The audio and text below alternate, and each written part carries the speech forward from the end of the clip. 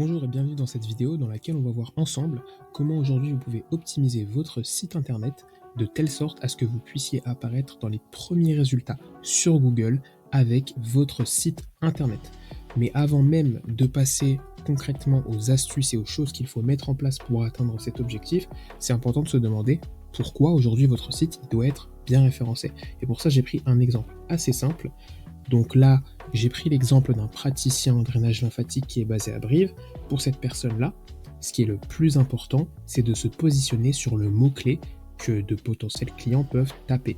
Et le mot-clé qu'aujourd'hui les personnes tapent lorsqu'ils recherchent un praticien en drainage lymphatique pour cette ville-là, c'est drainage lymphatique Brive. Et en fait, on se rend compte que directement, dans les premiers résultats, on a des sites qui apparaissent. On a certes Doctolib, Planety, mais on se rend compte qu'à la troisième position, on a La Rosanne ou La Rosaine.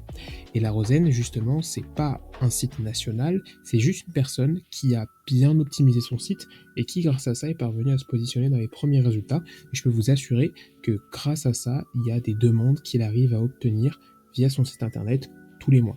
Et donc c'est pour ça que c'est vraiment important, si vous avez un site, de bien l'optimiser. Et si vous n'en avez pas, il faut en créer un et il faut bien l'optimiser pour pouvoir derrière profiter de ces potentiels clients que vous pouvez obtenir de manière régulière sans avoir à investir un quelconque budget ou à devoir faire appel ou tel partenariat. Donc sans plus attendre, on va passer à ce qu'il faut mettre en place pour que vous puissiez atteindre de tels résultats pour votre référencement. Et justement, pour parvenir à atteindre des résultats similaires, il faut adopter une méthodologie. C'est une méthodologie en 3 étapes, et chacune de ces 3 étapes, c'est vraiment aujourd'hui ce qui permet de correctement positionner un site internet. Et ces 3 étapes sont les suivantes. C'est le contenu, l'architecture et la popularité. On va passer directement au premier point qui est le contenu. Et pour ce point-là, il y a une chose sur laquelle j'insiste énormément parce que c'est un point qui, à mon sens, est très important. C'est le point suivant. Une page est égale à un mot-clé cible. Pour l'instant, vous n'allez pas forcément comprendre lorsque je dis mot-clé cible, qu'est-ce que je veux dire par là, et lorsque je dis une page, qu'est-ce que je veux dire par là. Mais à la suite dans quelques minutes, vous allez très bien comprendre ce que je veux dire par là. Donc, pourquoi je parlais de mots-clés cibles? Parce que il faut savoir que sur votre site internet, chacune de vos pages doit cibler un mot-clé en particulier. Tout à l'heure, vous avez vu lorsque j'ai fait la recherche pour le praticien en drainage à Brive, j'ai vu que le mot-clé qui était le plus tapé par les internautes qui recherchaient ces prestations, c'était drainage lymphatique Brive. Et comment je suis parvenu à cette conclusion? C'est grâce à des outils qui aujourd'hui nous permettent de déterminer quel est le volume de recherche pour tel ou tel mot-clé, pour telle ou telle recherche. Et nous, on a un outil qu'on utilise de notre côté qui fonctionne super bien et qui est d'ailleurs très souvent utilisé par les spécialistes du référencement, c'est SEMrush. Là, je vous ai mis une petite capture d'écran de cet outil-là. Je vous montrerai plus en détail comment il fonctionne dans une autre vidéo, et même là, dans quelques minutes, je vais vous montrer un petit peu l'interface. Et en fait, ce qui est très intéressant avec cet outil, c'est que ça vous permet de pouvoir lister tous les mots-clés qui peuvent être intéressants pour vous. Là, par exemple, j'ai fait la recherche massage Brive, et donc j'ai une liste de mots-clés qui peuvent être pertinents à intégrer sur mon site. Et donc, si par exemple, j'ai plusieurs prestations de massage que je réalise et que j'intègre du massage chinois, par exemple, ça peut être intéressant de venir faire une page parce que je sais que chaque mois, il y a 50 personnes au minimum. Il faut savoir que c'est des estimations et qu'il faut toujours les voir à la baisse parce que cet outil-là, il est en mesure de pouvoir déterminer une tendance, mais on se rend compte souvent dans les faits que on peut multiplier facilement ce nombre-là par 1,5 pour avoir les recherches réelles que ça représente. Mais en tout cas, c'est déjà un très bon aperçu des mots-clés qui apportent le plus de recherche pour votre site. Donc là, clairement, on sait que on doit créer une page pour massage Brive, ça c'est super important, ça peut être la page d'accueil qui va venir cibler ce mot-clé-là, et ensuite on peut venir créer des pages connexes, des pages secondaires qui vont venir cibler des mots-clés comme massage duo, massage chinois, si on en réalise dans notre activité. Pour vous montrer un petit peu l'interface de SEMrush, je vais vous montrer ici cet onglet-là. Donc en fait, c'est exactement ce que je vous ai illustré par la capture d'écran que vous avez vue précédemment. Donc via cet outil-là, vous êtes en mesure de pouvoir faire des recherches et ensuite vous allez pouvoir donc afficher tous les mots-clés qui sont pertinents et donc ensuite pouvoir faire votre liste. Et c'est grâce à cette liste-là que que vous allez pouvoir ensuite construire correctement votre site. Et c'est super important de faire cette liste-là en amont parce que c'est clairement ça qui va venir guider tout le référencement de votre site internet et derrière tout le contenu que vous allez rédiger pour celui-ci. Après donc que vous ayez dressé cette liste de mots-clés, on va enfin pouvoir s'intéresser à l'optimisation du contenu. Donc concrètement, les mots que vous écrivez. Pour ça, il y a un super outil que nous on utilise qui nous permet de sélectionner les bons mots, c'est 1.fr. Là, vous avez également une capture d'écran de cet outil-là. Et en fait, ce qu'on vient faire sur 1.fr, c'est super simple. On vient voir le mot-clé qu'on souhaite cibler. Donc par exemple, massage brive. Et ensuite, on vient donner ce mot-clé à cet outil. Et lui, ce qu'il va venir faire, c'est qu'il va mouliner et trouver tous les mots qui sont utilisés par les sites qui sont situés en première position pour ce mot-clé. Et en fait, en ayant tous ces mots-là, ce qu'il faut comprendre, c'est que ces mots, ils permettent à Google de comprendre que vous souhaitez vous positionner sur ce mot-clé. Donc, pour pouvoir bien apparaître sur le mot-clé en question, c'est important que ces mots apparaissent sur votre site. Je vais également, du coup, vous montrer cet outil-là et comment on l'utilise. Il est vraiment simple. Donc, lorsque vous êtes sur 1.fr, vous mettez tout simplement le moteur de recherche en question. Vous pouvez démarrer à partir d'un nouveau texte ou optimiser un texte existant. Ça, c'est une fonctionnalité également qui est très intéressante. Et ensuite, vous allez suivre ce que vous dit l'outil pour pouvoir ensuite créer différentes choses. Donc là, par exemple, je vais entrer le mot-clé. Donc, massage brive. Et donc, à partir de là, il va mouliner. Et vous voyez, ensuite il m'a dressé toute une liste de mots-clés que je peux venir intégrer et qui peuvent être pertinents pour pouvoir bien me positionner sur le mot-clé massage brive. Et en fait, en les ajoutant à mon site, ça va permettre à Google de comprendre qu'aujourd'hui, moi, je souhaite me positionner sur le mot-clé massage brive. Donc ça, c'est vraiment le point au niveau de l'optimisation du contenu qu'il est important de faire et clairement qui est quasiment jamais fait parce que ça prend beaucoup de temps, mais c'est justement en prenant ce temps-là qu'ensuite vous verrez de bien meilleurs résultats pour votre site. Ensuite, au niveau du contenu, on a vu réellement les choses qui étaient les plus importantes à faire. Donc, quand on a passé ce pilier du contenu, on peut passer au pilier suivant qui est l'architecture. Au niveau de l'architecture, ce qui est important de bien avoir en tête, c'est que votre site internet, Google, lui, il n'est pas en mesure de pouvoir le voir, tout simplement. Car c'est pas un humain, c'est un algorithme, c'est une machine, un robot, si je peux dire ça comme ça. Et donc lui, il comprend via du code. Et pour ça, il faut absolument que votre site internet, d'un point de vue du code, il soit bien structuré. Et donc le premier point qu'on vient regarder, c'est les balises HTML. C'est au niveau des titres, peut-être que vous en avez déjà entendu parler, les titres H1, H2, H3, etc. Ce qu'il faut avoir, c'est vraiment une bonne structure au niveau des titres. Ça, c'est vraiment super important. Et donc, en fait, il faut que dans chacun de vos titres, le plus possible, que votre mot-clé apparaisse. Ça, c'est un point qui est important et surtout, il faut bien faire attention à ces structures-là pour pas qu'il y ait justement, comme vous pouvez le voir ici, des titres qui n'ont aucun sens. Là, on voit par exemple qu'on a un 1, un 2, un 3 comme titre H2. Ça, c'est clairement pas apprécié du tout par Google et quand il voit ce type de choses-là, ça lui donne envie de faire une seule chose, vous mettre dans les derniers résultats de Google. Donc c'est vraiment super important de faire bien attention à sa structure de titre. En fonction du CMS que vous utilisez, si c'est Squarespace ou Wix, vous allez avoir plus ou moins de flexibilité pour pouvoir justement modifier ces titres-là. Nous, ce qu'on conseille toujours, c'est WordPress parce que ça vous permet d'avoir le plus de flexibilité et de pouvoir bien modifier ces éléments-là.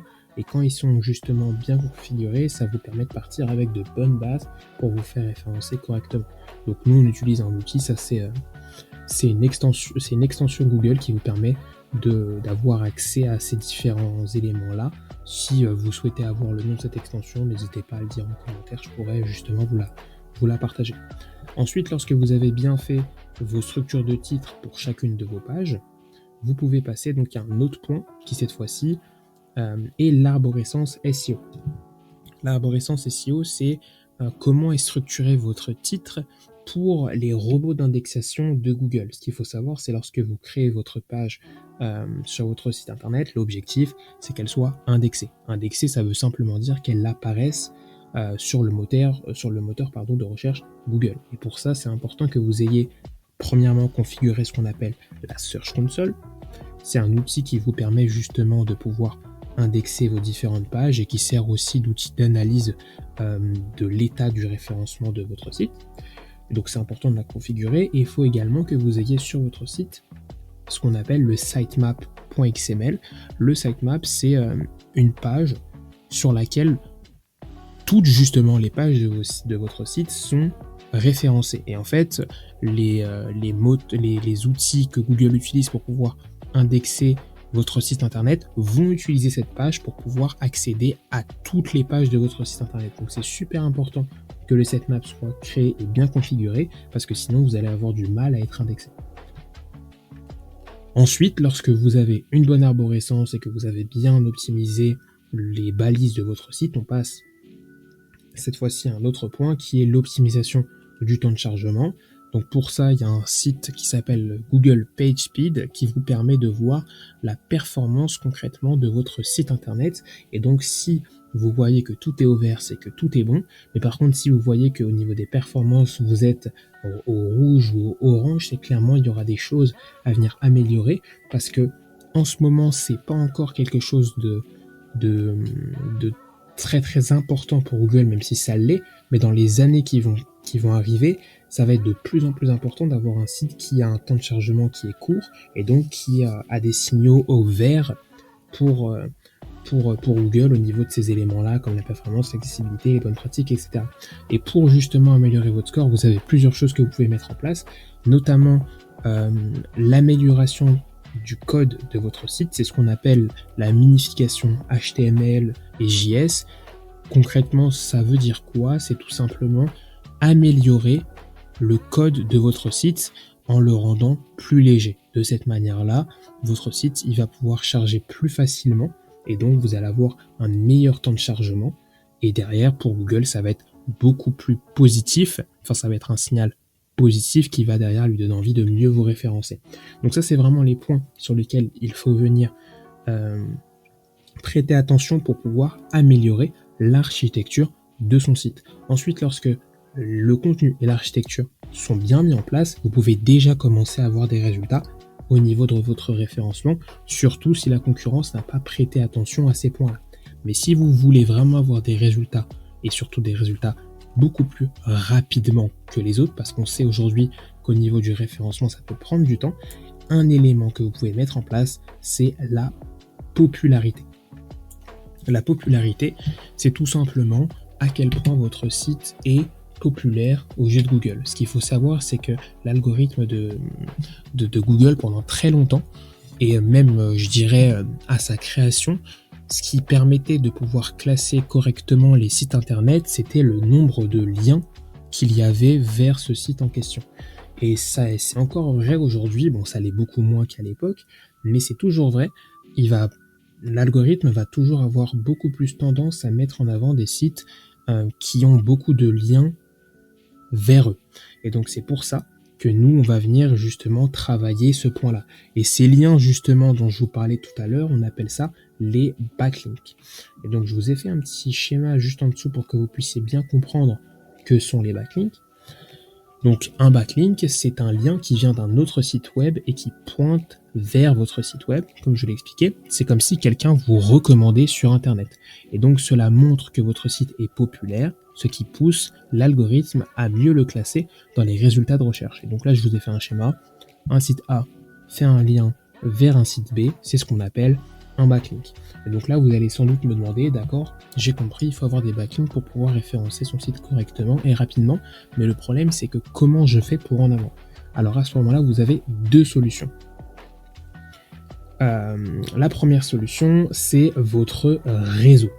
Donc votre réseau, c'est assez simple, c'est les gens que vous connaissez, vous pouvez faire appel à vos contacts, et donc grâce justement à vos contacts, vous pourrez récupérer des liens.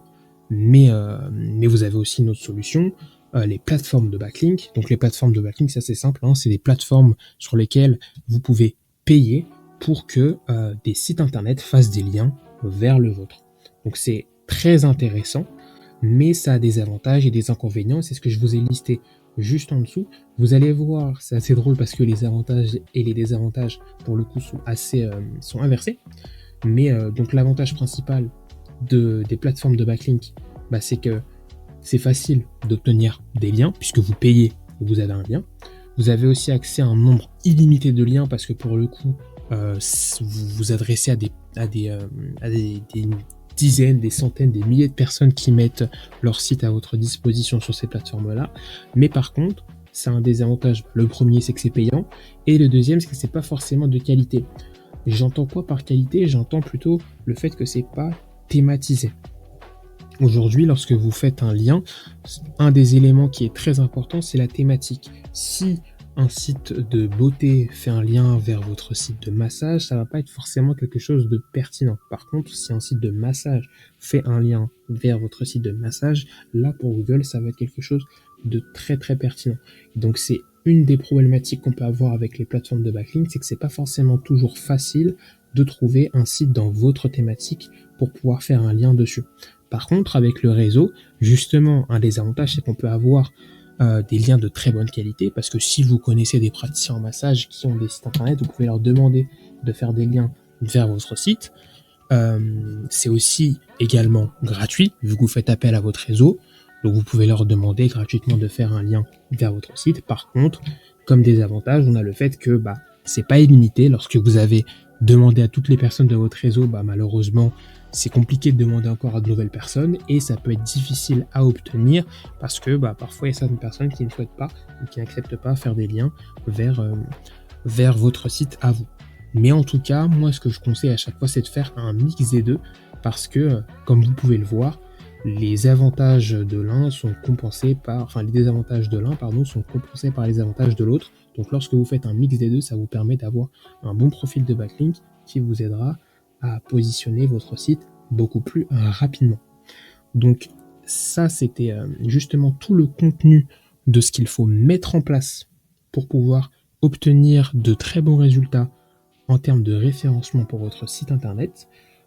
Donc si vous avez des questions ou si vous souhaitez en savoir plus, je vous invite à réserver un petit appel juste en dessous et derrière vous pourrez discuter avec moi ou avec notre équipe pour qu'on puisse justement vous présenter ce qu'on met en place pour les praticiens en massage afin de les aider à pouvoir développer leur activité en utilisant les outils qu'on a aujourd'hui en ligne pour pouvoir obtenir de nouveaux clients.